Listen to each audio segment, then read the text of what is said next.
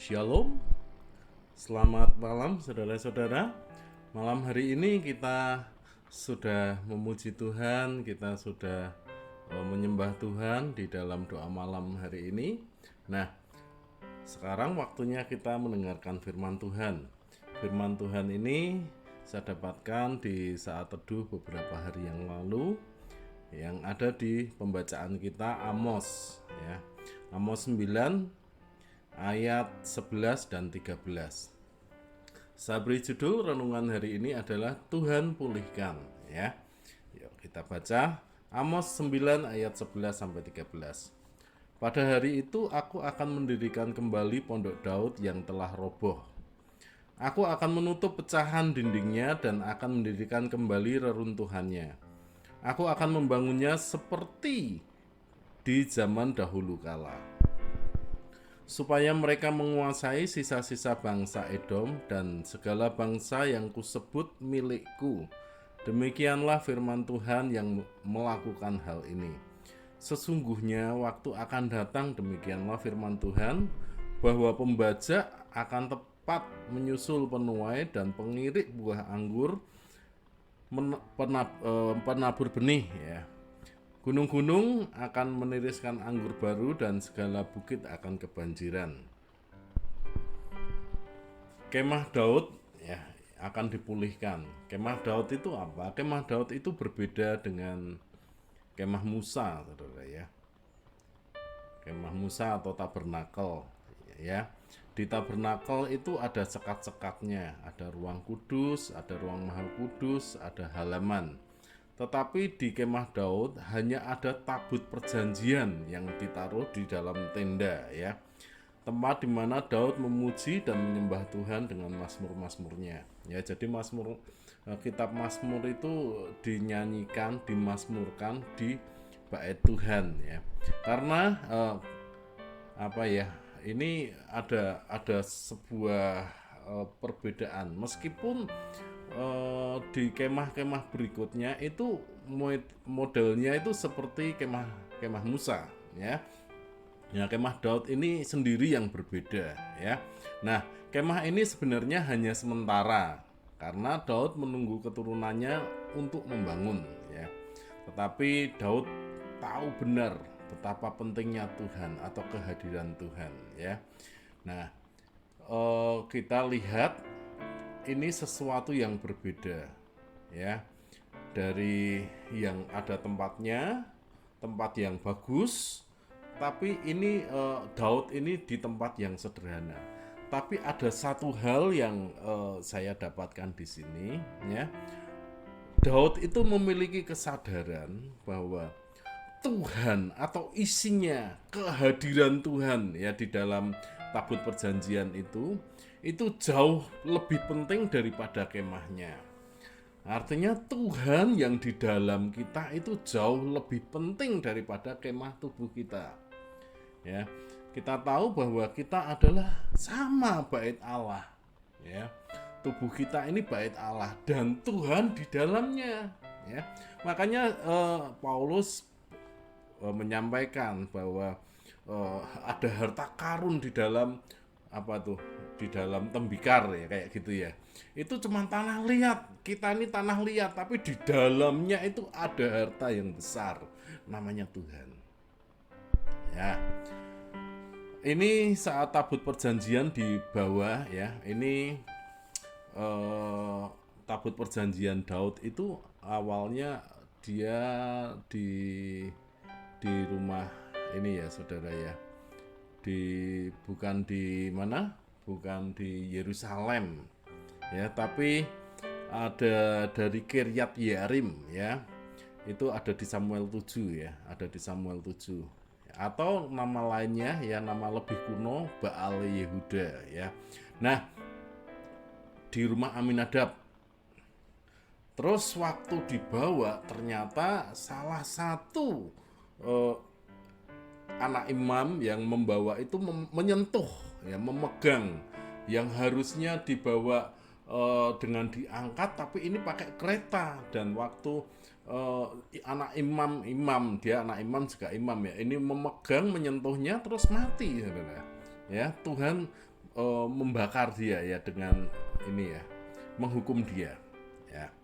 Nah, sampai di situ mereka akhirnya memutuskan, wah ndak berhenti, takut semua ya. Daud juga takut. Nah, dia takut dengan hadirat Tuhan yang luar biasa itu ya. Nah, terus mampir ya, ceritanya ini mampir ditaruh di rumah Obed Edom. Nah, ini yang kita mau lihat. Obed Edom namanya juga Edom ya. Obed Edom ini bukan orang Israel, saudara.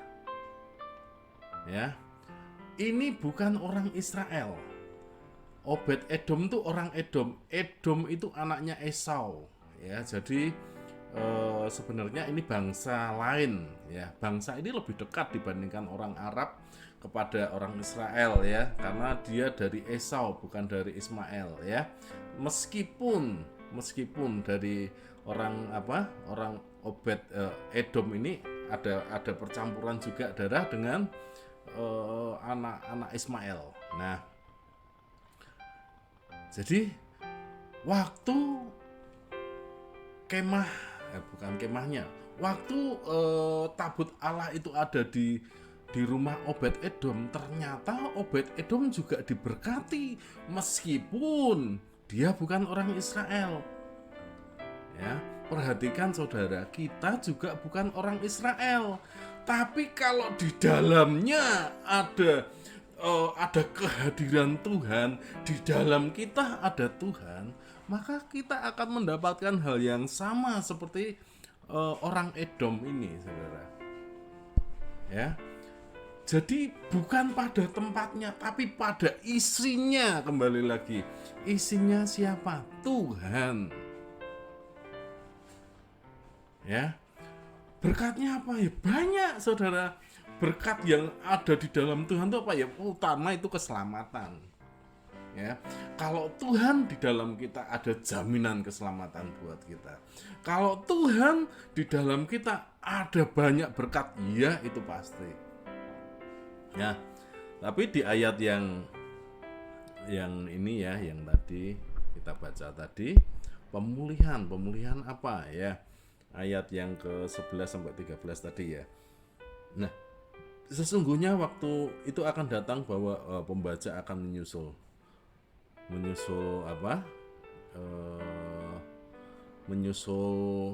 pembaca akan menyusul penuai.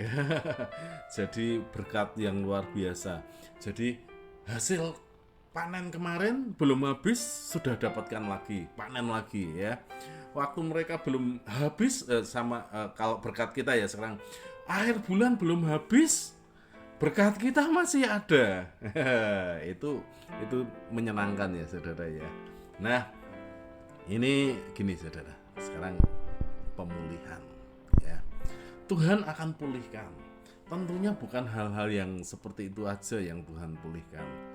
Bukan hal-hal yang berkat pasti dipulihkan ya. Tapi ada berkat-berkat yang lebih ya. Apa saja sih yang dipulihkan? Nah, ini di ayat yang ke-11. 1, pondok Daud dipulihkan. Pondok Daud itu bagaimana sekarang? Kalau tadi kita lihat sejarahnya pondok Daud yang kita akan pelajari ini ya. Pondok Daud itu adalah bait yang berbeda cara ibadahnya ya, cara ibadahnya. Kenapa? Karena di dalam pondok Daud ini yang utama itu adalah pujian, penyembahan, memuji, menyembah Tuhan, ya. Ini sesuatu ya yang berbeda ya, yang berbeda dari zaman-zaman yang sebelumnya Musa yang harus imam-imam yang masuk ya, dibeda-bedakan. Tetapi ini benar-benar menggenapi perjanjian baru. Karena tidak ada batas antara imam, tidak ada batas, karena di perjanjian baru dikatakan ruang Maha Kudus itu sudah menjadi satu dengan ruang kudus karena tirainya sudah robek, sudah tidak ada pembatas. Saat kapan? Saat gempa bumi Yesus, waktu Yesus meninggal ya, waktu Yesus disalib dan sudah selesai gempa bumi, semua sobek. Itu saatnya pemulihan, saudara. Pemulihan. Hari-hari ini Tuhan pulihkan ya. Pujian yang luar biasa. Ya, saya lihat di YouTube. Di YouTube itu banyak sekali ya hal-hal rohani ya. Hal-hal rohani itu khotbah, ada apa tuh debat ya, debat Kristen dengan ini ya, namanya apa tuh, apostologi ya. Nah, terus ada banyak hal ya, ada banyak hal yang ada di YouTube yang memberkati kita. Tetapi yang saya lihat ya, yang view-nya paling banyak itu apa? Pujian, saudara. Pujian, penyembahan, lagu-lagu saat orang memuji Tuhan. Semuanya berkembang, saudara. Firman juga dinyatakan, tapi pujian dan penyembahan ini sangat-sangat luar biasa. Ya, nah, Tuhan sudah tunjukkan sekarang bukti-buktinya. Tuhan sudah nyatakan. Ya, berikutnya apa yang dipulihkan?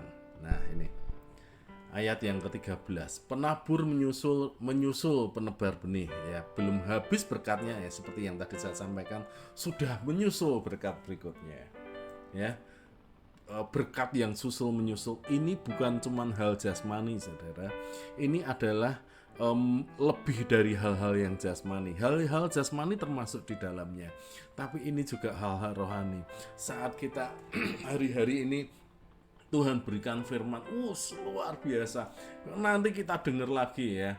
Makanya belajar, dengar firman terus, dengar firman. Nggak cuma seminggu sekali, saudara, tapi setiap hari. Ada medianya banyak, radio ada, YouTube ada, di TV sekarang juga. Saya lihat di TV kabel itu ada banyak sekali TV-TV Indonesia, TV-TV rohani ya, ada GMS, ada macam-macam lagi, ada Shine, ada luar biasa, banyak sekali ya, dan itu bagus-bagus semua ya. Jadi firman itu enggak pernah habis dibahas. Sudah dapat ini, baru dengar ini, dapat ini lagi. Susul menyusul. Tuhan pulihkan. Berikutnya di ayat 14 kita dipulihkan menjadi serupa dengan Yesus ya. Dipulihkan itu apa ya? Yang dipulihkan tuh gimana tuh, saudara? Dipulihkan itu berarti kan kita kembali ke masa yang dulu. Nah, masa yang dulu yang bagaimana, yang diinginkan Tuhan. Nah, saya tidak akan buka ayatnya, tapi itu ada di Kejadian. Jadi Tuhan menciptakan kita itu serupa dengan gambarnya. Ya, Tuhan menciptakan kita itu serupa dengan gambarnya. Tapi karena dosa, terus akhirnya kita menjadi serupa dengan bapaknya, Adam. Nah, yang Tuhan pulihkan itu apa? Menjadi serupa dengan gambarnya. Balik lagi, serupa dengan gambar Tuhan. Paling mudah untuk mengerti ini apa? Kita menjadi seperti Yesus. Seperti Yesus. Maksudnya gimana? Maksudnya seperti ini, saudara. Jadi serupa itu image ya, image di dalam bahasa Inggrisnya ya. Itu waktu kita melihat gambar ya. Kita kan punya HP nih, kita foto ya. Saya foto waktu ibadah minggu. Terus di-sharing sama grup ya, sama komsel di-sharing di grup PKS. Terus waktu itu muncul gambar saya. Tapi saya enggak tahu siapa yang melihat saya. Waktu orang itu, mungkin bapak ibu di rumah melihat foto-fotonya, ini Mas Kris ini. Nah, jadi waktu lihat gambar itu yang diingat Mas Kris. Nah, sama seperti kita waktu kita orang melihat kita, yang diingat apa? Gambar aslinya. Bukan gambar ya, kita ini gambarnya. Orang aslinya gitu ya. Jadi maksudnya dipulihkan serupa dan segambar dengan Tuhan, serupa dan segambar dengan Yesus. Waktu orang melihat kita, orang ingat Yesus. Waktu orang melihat kita, orang ingat Tuhan. Kalau ingat Tuhan ya ingat dosanya, ingat kembali dengan pujiannya, ingat dengan penyembahannya, ingat dengan pertobatannya, semua, saudara. Jadi perhatikan ya, kita akan dipulihkan. Siapa yang melihat kita, dia akan ingat Yesus. Ya, amin ya. Di sini gini ya saudara, saya ada sedikit tambahan di Amos 9 ayat 7. Bukankah kamu sama seperti orang Ethiopia bagiku? Hai orang Israel, demikianlah firman Tuhan. Bukankah aku menuntun orang Israel keluar dari tanah Mesir dan orang Filistin dari Kaftor dan orang Aram dari Kir. Nah, semua bangsa ini punya sejarahnya. Ya, semua bangsa ini punya sejarahnya. Orang Mesir punya sejarahnya. Orang Filistin juga punya sejarahnya dan mereka dilepaskan. Semua bangsa punya sejarah di mana Tuhan membebaskan mereka dari penjajahan. Demikian Indonesia, sama. Kita di Indonesia juga punya sejarah. 350 tahun kita dijajah. Ya. Dan kita dimerdekakan. Itu sejarah Tuhan berkarya. Sejarah Tuhan berkarya. Ya. Orang Israel hari-hari ini dipulihkan. Mereka kembali lagi. Luar biasa kalau kita lihat perjalanan orang Israel. Demikian juga kita orang Indonesia loh saudara. Kita juga punya sejarahnya. Ingat-ingat ya, yang penting adalah Tuhan yang di dalamnya. Lebih penting mana? Isinya atau bungkusnya? Lebih penting isinya. Kalau Tuhan di dalam kita, apapun suku kita, apapun bangsa kita, apapun warna kulit kita ya, kalau Tuhan ada di dalam kita, kita pasti dipulihkan. Kalau isinya sudah kita dapatkan, semua kita dapatkan. Amin. Tuhan Yesus memberkati. Kita akan berdoa. Tuhan, kami bersyukur buat ibadah malam hari ini, doa malam. Kami percaya Engkau menolong kami Tuhan untuk kami menjadi serupa dengan Engkau. Engkau Tuhan masuk di dalam hati kami. Engkau sebagai Tuhan, Engkau yang berdaulat. Engkau menyatakan kehadiran-Mu di dalam hidup kami Tuhan. Kami percaya Tuhan, kami tidak ada artinya tanpa Engkau. Kami ini hanya tanah liat, tapi ada harta karun di dalamnya. Engkau saja. Kami bersyukur Tuhan, Tuhan yang luar biasa menolong kami. Tuhan yang luar biasa tidak pernah meninggalkan kami. Dalam nama Tuhan Yesus kami dipulihkan. Dalam nama Tuhan Yesus semua berkat-berkat dipulihkan. Berkat jasmani, berkat rohani. Amin. Kami bersyukur Engkau Tuhan yang memulihkan kami. Dalam nama Tuhan Yesus Engkau pulihkan Pondok Daud puji-pujian di dalam rumah kami, di dalam hati kami. Dan kami percaya Engkau menjawab setiap doa kami. Kami bersyukur Tuhan.